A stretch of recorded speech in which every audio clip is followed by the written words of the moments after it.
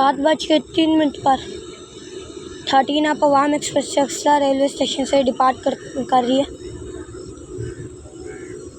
कराची से पेशावर जाती है।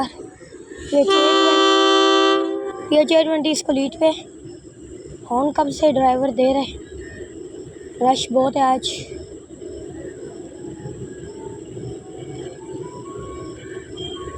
मेरे ख्याल से PH820-8319 है और नए डब्बे हैं इसको।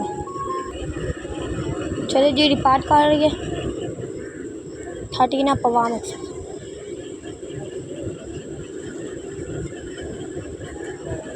काफ़ी दिनों के बाद नज़र आ रहा है इसका ये न्यू रैक।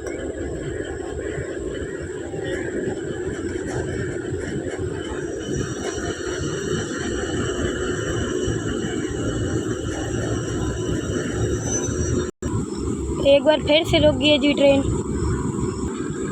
फिर से डिपार्ट कर लिए जी ट्रेन ने। PH820-8315 है आज।